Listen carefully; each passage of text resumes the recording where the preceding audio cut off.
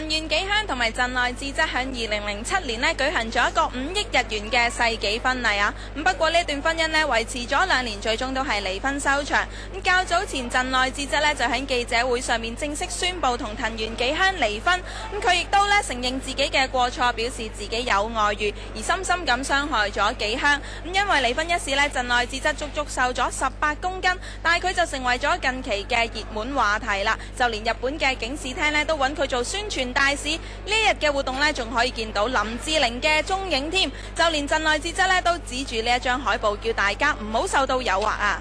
陣內智則早前召開記者會，就自己嘅婚外情公開認錯。雖然事件對於陣內嘅形象唔多唔少都有影響，但佢嘅工作就接踵而嚟。記者會翌日，陣內出席日本警視廳嘅撲滅酒後駕駛活動，擔任大會宣傳大使。有指陣內受到離婚困擾而暴瘦18公斤，不過呢日睇佢嘅精神都唔錯。身為搞笑藝人嘅佢，全程亦都笑容滿面，一出場時更大方地再一次道歉。なんかすみません、こんな時期に。いえいえ、こちらこそ。なんかすみません、なんかこんな素晴らしいキャンペーンに呼んでいただいて。本当に私も今日来ていただけないんじゃないかと。そうですね、僕もこのタイミングでかと思いましたけども、全然大丈夫です。本當です。そりゃそうです、もちろんです。咁巧，大會揾嚟大美人林志玲擔任海報女主角，旁邊嘅標語叫大家唔好受到誘惑。雖然講嘅係叫大家唔好受到酒精引誘，不過亦難怪有人會對號入座，諗起美式嘅引誘。陣內自己都發覺呢一點，仲話標語係自己嘅心聲添。このポスターね、僕見ました。見ました。もう本当にね、すごいタイミングだなと思いましたけども、本当に心から誘惑に負けてはいけませんと思いますんで、皆さんぜひこちらで飲酒運転ですからね、飲酒運転はしてはいけない、誘惑に負けてはいけませんというのを本當に僕は心から言いたいんで。有關離婚嘅內幕近日出現咗各個版本，有指紀香同陣內係唔信風水師嘅言論而導致離婚，亦有指係因為男方使用暴力，不過陣內就否認，解釋一切都係因為自己花心。活動上，陣內表明自己都中意飲酒，至於係咪酒後亂性對太太唔住，喺呢日嘅場合佢當然就冇表態啦。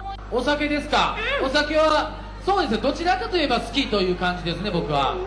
はい、でもそうですね、お酒飲む機会も多いんで、はい。例えばどんなものを飲んだりするんですか？やっぱりビール、仕事終わったらビールを飲むとかですよね。みんなでご飯食べに行ったらビール、焼酎とかっていうのはありますけど、隊長として頑張ってきますんで、これからお願いします。頑張ってきます。はい。